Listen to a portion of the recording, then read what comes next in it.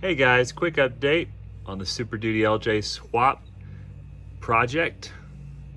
Dad has worked hard in the evenings and the last couple of weekends getting the suspension finalized, all the parts aligned, everything fitted. And last week he measured for drive shafts, got them to the drive shaft shop, and they just came in this week. So that's exciting. We haven't had a chance to get them installed yet. But suspension is all done. The rear axle, all of the welding, all of that measuring, all the geometry, everything is finished. Just need to get the brakes hooked up. Coils are all in place, shocks.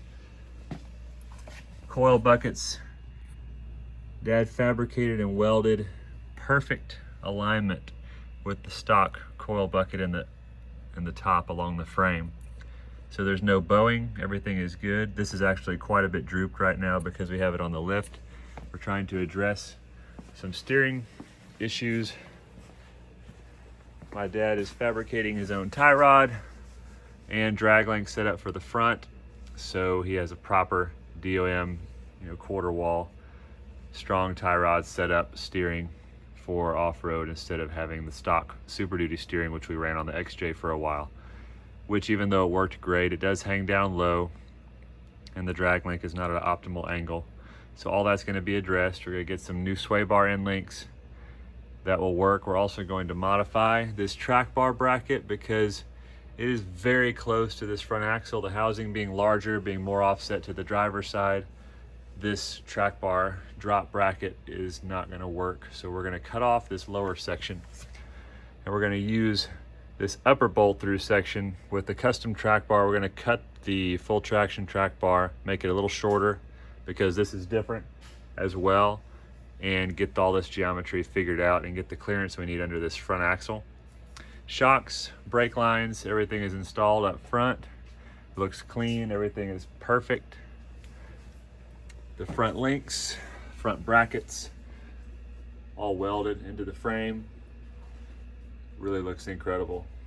Looking very forward to the first time it can roll under its own power and get it out of the garage and being able to do a walk around for y'all and show you how the project is coming along.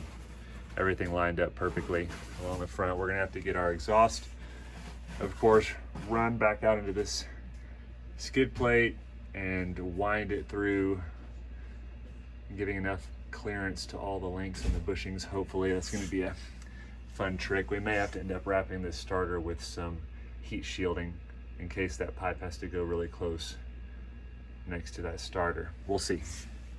We're mocking up this drive shaft here to see how it was going to clear.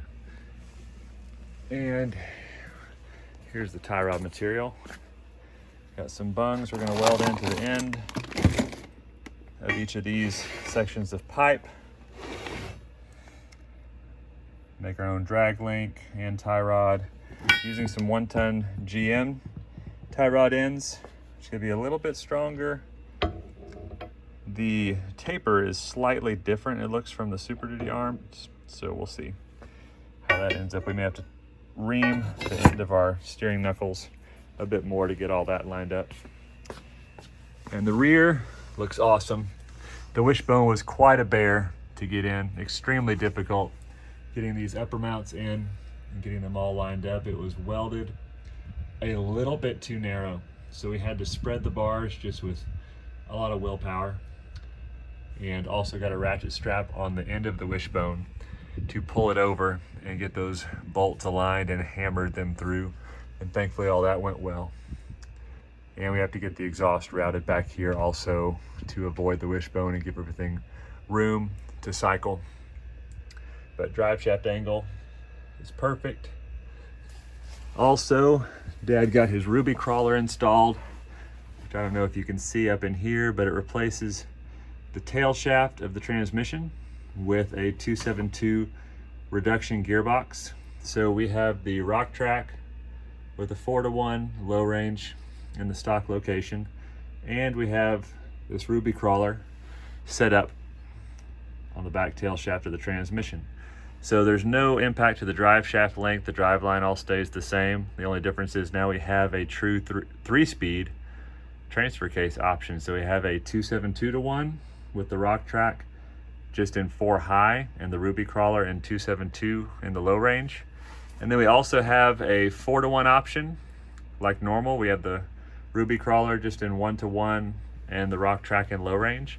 And then also if we put both in low range on a really technical climb or something of that nature, we can have a 10.8-to-1 transfer case ratio, which will give us a crawl ratio around 165, which is going to be used only in specific situations, but it's very cool to have that option, all of that reduction.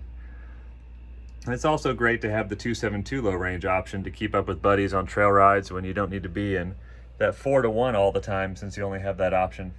So we're very excited with the way it's turning out.